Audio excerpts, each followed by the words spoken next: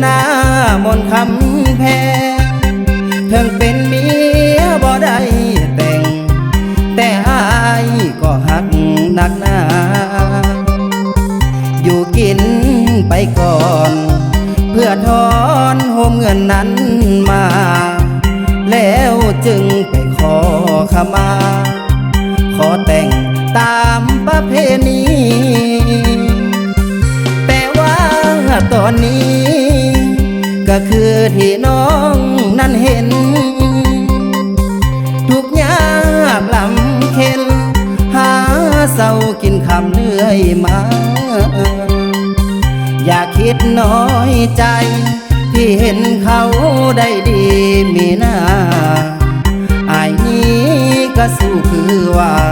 เพื่อบ่ให้เจ้านั่นคิดละแวงเมียบ่ได้แต่งแต่น้องก็คือเมียอายซื่อสัตย์ฮักจริงด้วยใจบ่แลไผนอกจากการได้เงินบ่พร้อมแต่งแต่อายพร้อมฮักเลื่อยมาอดใจก่อนลาช่วยกันเห็นหาจากวันคงมีขอแต่คนดีอย่าหนีอายไปก่อนน้อง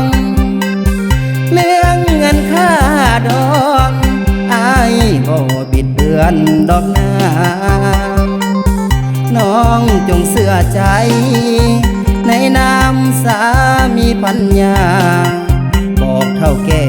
พ่อแม่ก่อนว่ามีเงินค่อยมาขอแต่งทีหลัง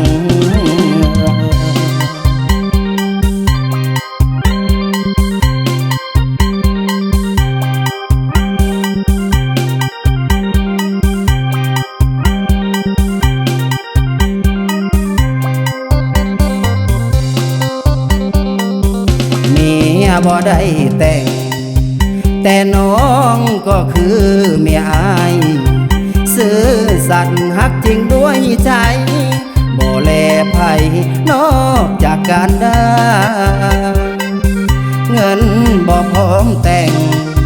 แต่อายพร้อมฮักเลื่อยมาอดใจก่อนลาช่วยกันเห็นหาจากวันคงมีขอแต่คนดีอย่าหนีอายไปก่อนน้องเรื่องเงินค่าดอกอายบ่บิดเบือนดอกหน้าน้องจงเสื่อใจในนามสามีปัญญา